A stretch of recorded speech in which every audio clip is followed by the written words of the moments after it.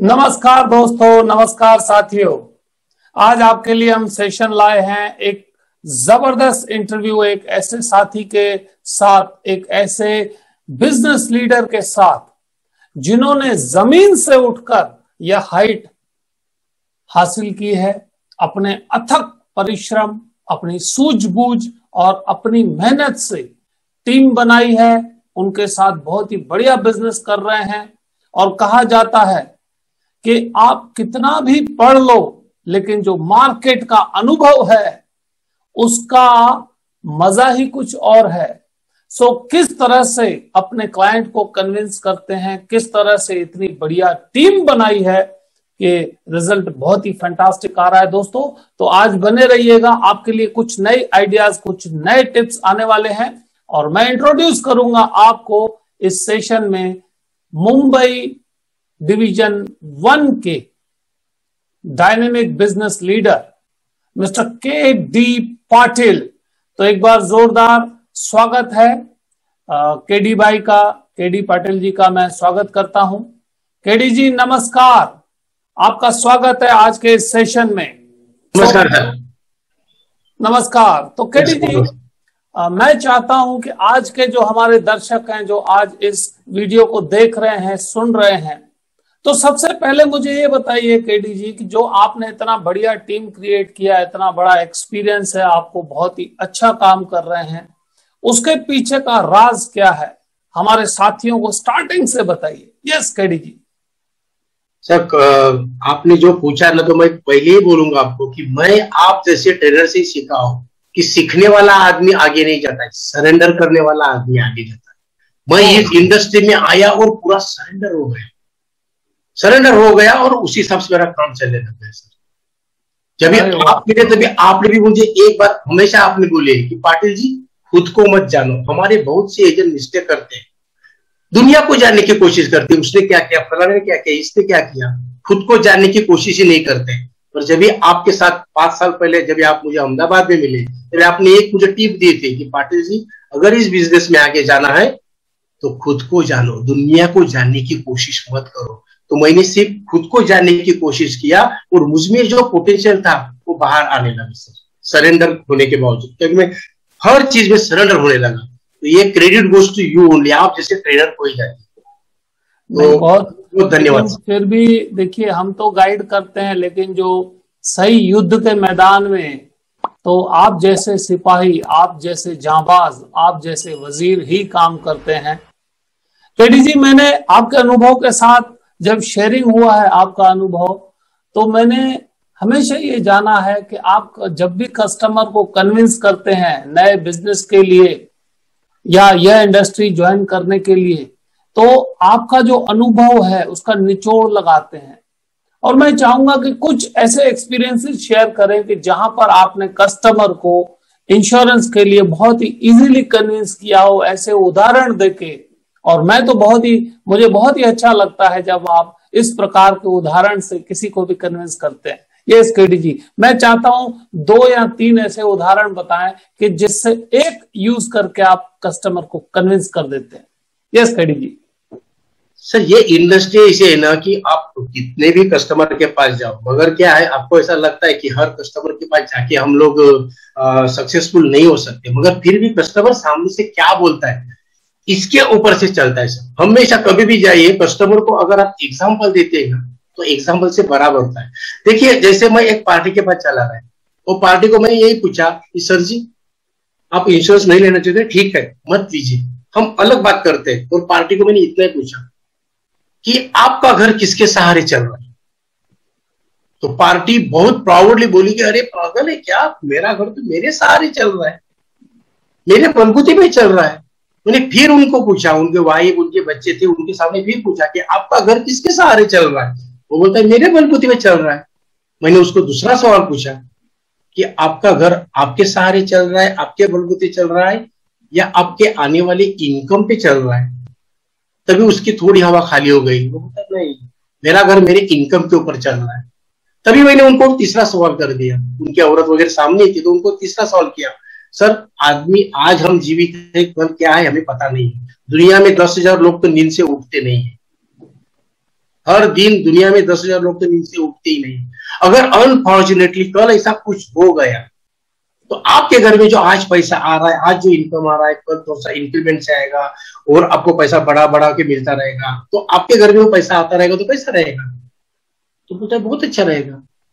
बाद में मैंने उनको एक चौथा सवाल पूछा कि अगर आप कल जीवित है मगर आप कमाई करने के लायक नहीं है, अनफॉर्चुनेटली किसी को पैरालिसिस हो जाता है, किसी को ब्रेन हेमरेज होता है, कोई कोमा में जा सकता है, कोई जीवित है, आप जीवित है मगर आपके घर में पैसा नहीं आ रहा है, तो आप क्या मुझे चाय पिएंगे, पिलाएंगे?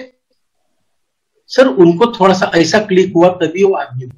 मैं और एक आपको दूसरा एग्जांपल देता हूं। मैंने एक बड़ा पॉलिसी बेचा, उनके घर में मैं गया, घर उनका 32वें माले पे था। 32वें माले पे जब भी मैं उनके घर में टाइम पे गया, उनकी बेटी एरोप्लेन से खेल रही थी।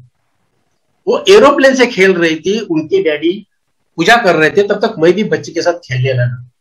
जैसे उनकी पूजा हो गई, मेरे क्लाइंट जो आए बोला पाटिल जी छोड़ मेरे पास आ जाओ। मैं बोला नहीं सर, मैं लड़की के साथ प्लेन के साथ खेल रहा हूँ, मैं एक सवाल पूछता हूँ।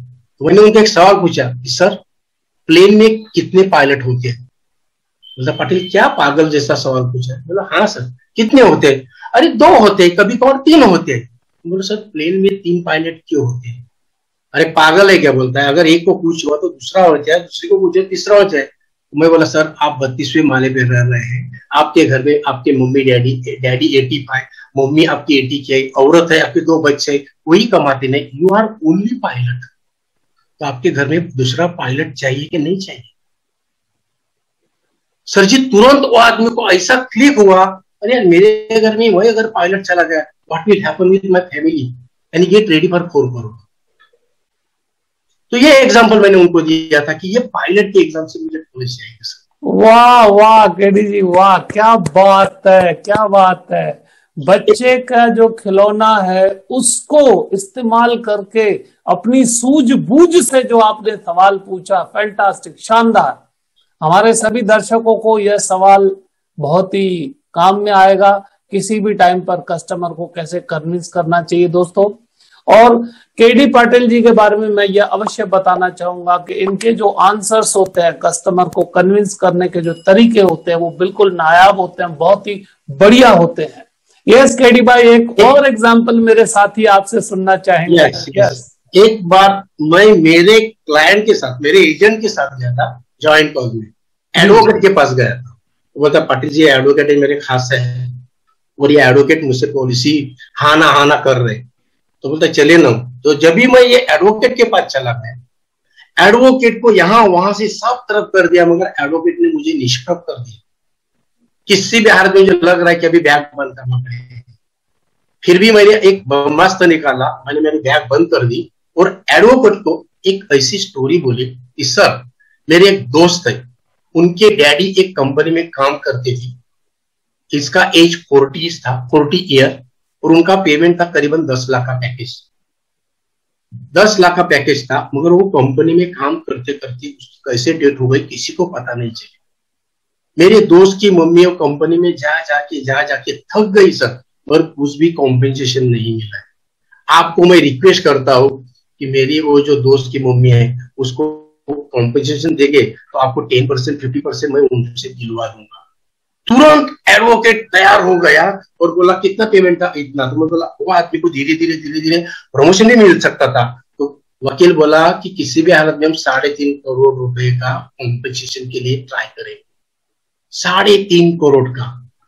और ये जब भी वकील 3.5 करोड़ बोला तभी मैंने उनको बोला सर बहुत अच्छे, मैं मेरे वो पार्टी को कब लेके आओ आपके पास?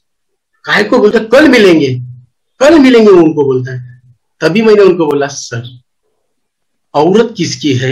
मेरा दोस्त मेरा है, आपका तो दोस्त भी नहीं। औरत किसकी, जान किसकी गई है? उनके लिए आप रात दिन घर में बैठे इतना यानी कि जागती आप पढ़ाई करेंगे 3.5 करोड़ रुपए कॉम्पेंसेशन देने के लिए। अगर कल आपको कुछ हुआ तो आपकी औरत को कितना कॉम्पेंसेशन मिलना चाहिए? आप दुनिया को कॉम्पेंसेशन देने जा रहे हो और आपकी औरत को कौन देगा? सर तभी भी मुझे वहां से एक छोटी सी पॉलिसी आई, 36,000 का प्रीमियम आया था, क्योंकि वकील शर्मिंदा इसलिए हुआ, उसके सामने उसका दोस्त बैठा था जो मेरा एजेंट। मेरे को नहीं लगता मुझे पॉलिसी मिलती है नहीं मिलती, मगर जब भी मैंने उनको बोला कि दुनिया को तुम कॉम्पेंसेशन देने जा रहे हो और खुद के घर में क्या है, तभी उसने मेरे से 36,000 का प्रीमियम लिया था। फैंटास्टिक, फैंटास्टिक, लाइव एग्जांपल दोस्तों। वकील ने इंश्योरेंस पॉलिसी लेने को मना कर दिया और केडी पाटिल जी ने एक छोटा सा जो स्टोरी बताया कि एक लेडीज है, उसका हस्बैंड एक्सपायर हो गया है और उसके हस्बैंड को कंपेंसेशन कितना मिलना चाहिए, और वकील ने 3.5 करोड़ की गिनती की, एडवोकेट ने। तब केडी जी ने जो सवाल पूछा कि उसको 3.5 करोड़ दिलाने के लिए आप इतनी मेहनत करेंगे, आपको फीस तो मिलेगी, लेकिन कल को न करे नारायण आपको कुछ हो गया तो आपके परिवार को कंपेंसेशन कौन दिलाएगा? क्योंकि आप तो प्रोफेशनल हैं, आप तो किधर जॉब भी नहीं करते। फैंटास्टिक, फैंटास्टिक, बहुत अच्छा लगा केडी जी। एक और एग्जाम्पल मैं सुनना चाहूंगा। आज मेरे साथी साथ में बैठे हैं, तो आपके अनुभव का फायदा तो सबको होना चाहिए। यस केडी भाई। सर वैसे तो मैं कोल्ड कैनवासिंग नहीं करता था, मगर जब भी मेरे डेवलपमेंट ऑफिसर हमेशा बोलता था कोल्ड कैनवासिंग करो, कोल्ड कैनवासिंग करो, तो मैंने मेरे डेवलपमेंट ऑफिसर की बात एक बार देखी और मैंने मेरा एक कार्ड, मैं एक दुकान पे जेरोक्स निकालने गया था, वो जेरोक्स के लिए मैं चला गया, तो वहां भी एक कंपनी का आदमी, ये जैसा अभी जैसे हम गले में अपना आई कार्ड डालते हैं, उसने आई कार्ड डाला था, कंपनी का नाम था, तो मैंने तुरंत मेरा कार्ड उनके हाथ में दे दिया। मैं बोला तुम्हारे सर को दे दो। वो क्या बेचारा चपरासी था, उसने वो कार्ड लिया और डायरेक्ट जाके उनके साहब को दिया। बोले साहब कोई एक आदमी मिला था, उसने कार्ड दिया। मुझे तुरंत 10 मिनट में मुझे कॉल आया। सर सही बोलूं तो मैं डर गया, तुरंत कॉल आया, अभी क्या करें? मगर देखो काम करने वाले के पीछे भगवान रहता है सर। अगर आप अच्छी तरह से काम करेंगे ना तो आपको मौका बराबर मिलता है। मैं जैसे वहां गया, रिसेप्शन की बोला कि मुझे सर का कॉल आया था, मुझे बुलाया है। मुझे 20 मिनट में अंदर बुलाया। जैसे मुझे अंदर बुलाया वैसे ऑफिस में घंटी बज गई इसकी मोबाइल की। मोबाइल नहीं था तभी, लैंडलाइन की। जैसे घंटी बजी और उनके कंपनी से फोन आया कि सर अपने कंपनी में कोई लोग चंदा मांगने आए हैं, यहाँ बहुत दमदाटी कर, ऐसे नहीं, बहुत अलग भाषा में बात कर रहे हैं सर, तो क्या करें? मतलब मुझे बोला मिस्टर पाटिल आप कल 11 बजे आ जाओ, कल 11 बजे आ जाओ, आज नहीं, अभी मुझे कमिश्नर साहब को फोन करना है। मुझे वो तो वक्त मिला। जैसे मुझे उसने बोला कल 12 बजे 11 बजे आओ, वही जो चपरासी था उसको लिया, उसको चाय पीने के लिए लेके गया, उसके पास ही पूरी डिटेल निकाली। तो उसने सब कुछ बताया। ये आदमी को पहली औरत से कोई बच्चे पीछे नहीं था, पहली औरत उसी इसमें टेंशन में चली गई। इनका उम्र है 51 ईयर। 51 ईयर में भी उससे दूसरी औरत की शादी की, दूसरी औरत 36 ईयर के, बच्चा उनका 6 साल का है। ये मुझे इन्फॉर्मेशन मिली। मैं दूसरे दिन आया, जैसे आया रिसेप्शनिस्ट को बोला, रिसेप्शनिस्ट को बताया कि सर को इन्फॉर्म करो, मैं 10 मिनट पहले ही गया था। मुझे बराबर 11 बज के फिर 20-25 मिनट में अंदर बुलाया। जैसे मुझे बोला मेरे साथ और 4-5 आदमी आ गए। मैं बोला मुझे साहब ने बुलाया, तो वो बोले चलो ना आप भी। तो साहब बोले पाटिल जी एक्सट्रीमली सॉरी, ये मेरे डायरेक्टर लोग हैं, आप कल मिलो। मुझे और थोड़ा सा उसके साथ क्या क्या करना क्या नहीं करना है, तो लड़कियों को मिला, उसको चाय पिलाया, तो बोलता 3 गाड़ियां है डॉक्टर। मेरे साहब को नई गाड़ी लेता है तो दूसरी गाड़ी बेचता है, फिर नई लेता है दूसरी बेचता है। 3 ड्राइवर है। मैं बोला ड्राइवर को कितना पेमेंट है? उसने वो भी बताया, 2004 की बात है। बोलता 3-3 हजार पेमेंट है। बस अच्छा हुआ। दूसरे दिन मैं फिर गया, अभी मैं बोला मैं आज तो जाऊंगा नहीं, छोड़ूंगा नहीं। जब भी मुझे अंदर बुलाया तो बताया यस मिस्टर पाटिल बैठिए, मुझे आपका ये अप्रोच अच्छा लगा, आपने कार्ड मुझे दिया ये अच्छा लगा, मुझे आपके साथ चाय पीना है। बोला ठीक है सर चाय तो पीना है, मगर बोलता तो वो बोला कि आप इंश्योरेंस की बात मत करो। मेरी हवा निकल गई। आप बैठो चाय पियो मगर इंश्योरेंस की बात मत करो। मैं बोला सही है मगर बात नहीं करूंगा, मगर मुझे 5 मिनट तो बात करने देंगे। हाँ बोलता है 5 या 10 मिनट बात करो। तो मैंने उस सर को इतना बोला कि सर आपका इंश्योरेंस कितना है?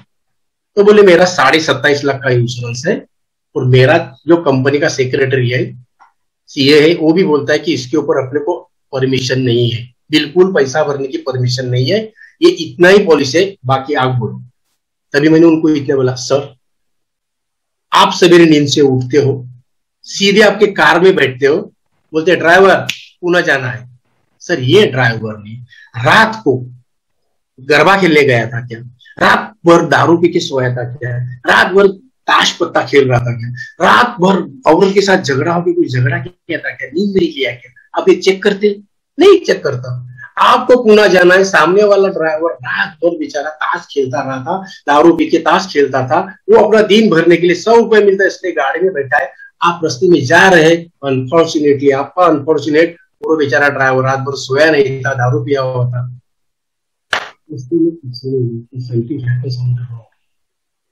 सर आपकी औरत को आपका चार्टर्ड अकाउंट पूछेगा, जो बोलता है 27 लाख के ऊपर आपको पॉलिसी नहीं लेना है, तो आपका चार्टर्ड अकाउंट क्या करेगा? आपका 7 साल का बच्चा है, तो आपको कौन बोला? हाँ सर आपका 7 साल का बच्चा है, 6-7 साल का आपका बच्चा है, आपकी 30 एज की आपकी औरत है, उसके साथ क्या होगा? उसको कौन पोसेगा?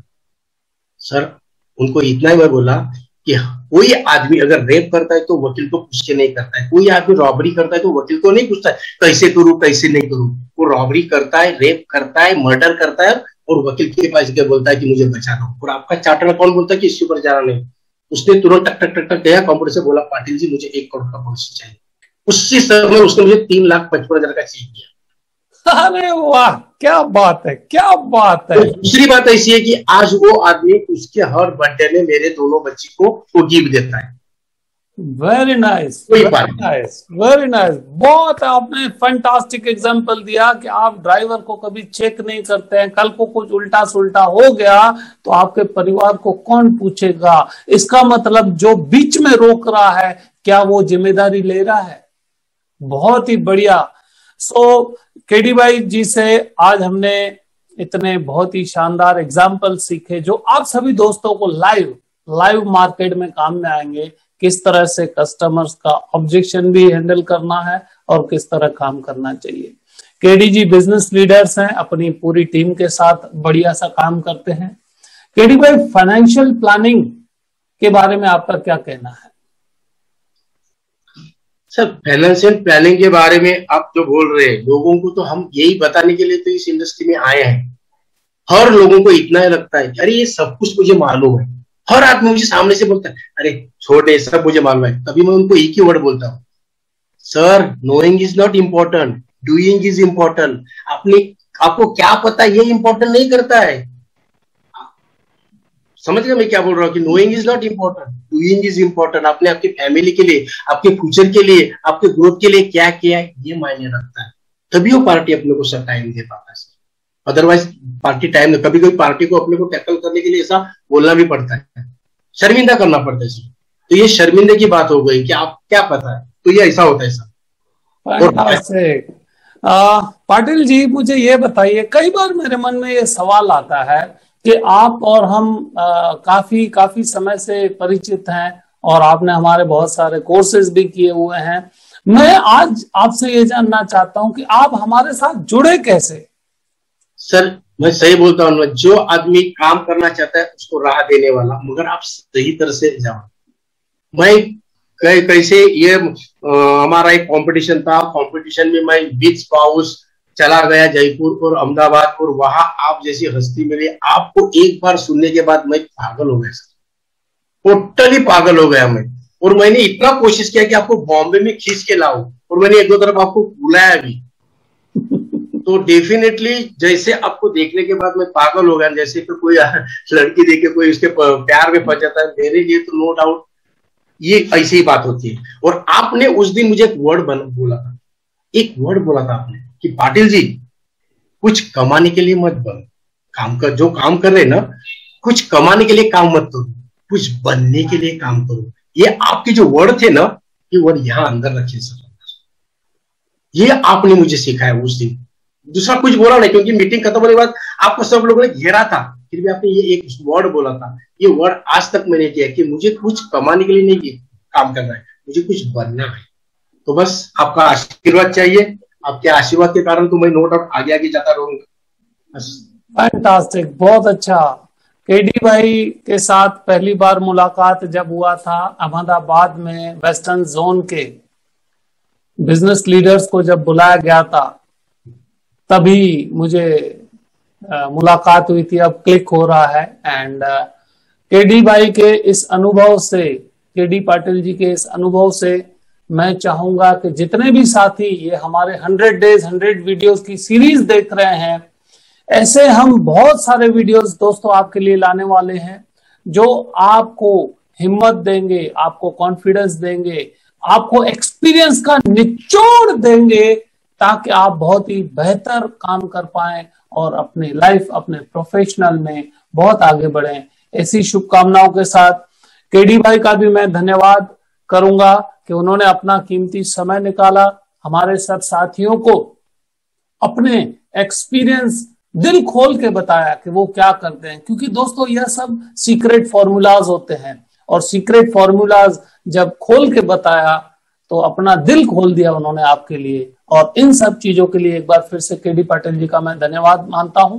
फिर भी सर मैं आपके लिए एक बार मैं बोलना चाहूंगा कि सर हम बहुत तरफ जाते हैं, बहुत बड़ी बड़ी मीटिंग है, 7 स्टार में 5 स्टार में जाते हैं, तो मैं ये बोलना चाहूंगा कि मंडप सर कितना भी भव्य दिव्य होने दो, मंडप कितना भी बड़ा होने दो, वो अगर मंडप को अगर आप लोग झालर नहीं लगाते ना तो मंडप को शोभा नहीं आती। और मैं सही दिल यहां से मैं बोल रहा हूँ, मेरे हार्ट से बोल रहा हूँ कि जब भी आपसे मिला तभी मेरे ये जो काम का जो तरीका है ना, ये काम को अच्छी तरह से झालर लगाने का काम किया है ना, तो आपने किया है। वैसे आप जैसे और 2-3 तो और दूसरे लीडर है, पर नो डाउट आपने वो काम किया है कि मेरा ये जो मंडप बन रहा है उसको झालर लगाने का काम आपने किया है। तो thank you very much sir. और मैं तो आपका दीवाना ही हूँ, जहां जहां आपका प्रोग्राम रहता है वहां वहां मैं आता हूँ। मैं लोगों को एक ही बोलना चाहूंगा जाने से पहले कि मेरे दोस्तों, हम जिस इंडस्ट्री में है ना, इस इंडस्ट्री में तुम्हारी संगत किसके साथ है ये बहुत मायने रखती है। तुम्हारी संगत किसके साथ है। देखो राम के संगत में हनुमान जी इतना बड़ा भक्त बना, इतना बड़ा भक्त बना कि आज दुनिया में राम के मंदिर कम है, हनुमान जी के मंदिर ज्यादा है। भगवान कृष्ण के संगत में अर्जुन इतना बड़ा योद्धा बन गया, बल्कि उससे बड़े योद्धे तो कर्ण था या भीष्म पितामह थे, फिर भी अर्जुन बहुत बड़ा योद्धा बन गया। इसके विपरीत दुर्योधन के संगत में बड़ा बलशाली कर्ण, दानशूर कर्ण और महाबली, ऐसा बोल सकते महाबली भीष्म पितामह मातिमोल हो गए। तो मेरे दोस्तों, आपकी संगत किसके साथ है ये मायने करता है बिजनेस में, क्योंकि आपको हर बार ऐसी उसी हिसाब से आपको प्रेरणा मिलनी चाहिए। वो प्रेरणा के लिए मैं ऐसा नहीं बोलूं कि संजय जी के साथ जाओ, मगर आप ऐसा अपना गुरु ढूंढो, ट्रेनिंग ले लो, ट्रेनिंग लेंगे तो ही काम हो पाएगा सर। ओके, बहुत शानदार, बहुत बढ़िया। आप किसके साथ रहते हैं वैसे बनते हैं। तो अपने आप को हमेशा हीरे की तरह तराशते रहें, नई चीजें सीखती रहें, हर एक से सीखें, क्योंकि दुनिया में दोस्तों सीखने के लिए आपके साथ जो साथी है, जो संगी है, जो वो छोटा है या बड़ा है, हर एक से सीखते रहें। और मैं बीच में बोलना चाहूंगा, आपने मुझे बंबई में एक बात बोली थी, गोरेगांव में जब अपना अंधेरी में अपना मीटिंग था, वहां बोला, पाटिल जी हर लोग चाहते, दुनिया चाहती है कि मैं हीरे पारखी जैसा बनूं। आपने उल्टा बोला था मुझे। आपने क्या मुझे बोला था कि लोग बोलते कि हीरा पारखी बनो। आपने बोला था पाटिल जी हीरा पारखी मत बनो, पीड़ा पारखी बनो। सामने वाले क्लाइंट की क्या पीड़ा है ये परखो और उनको काम दो, उनको उसी हिसाब से प्लान करो तो आगे जाएंगे। तो धन्यवाद, आपने मुझे पीड़ा पारखी बनने के लिए जो रेडी किया, बहुत बहुत शुक्रिया सर, बहुत बहुत शुक्रिया। Thank you K D ji, fantastic, thank you very much.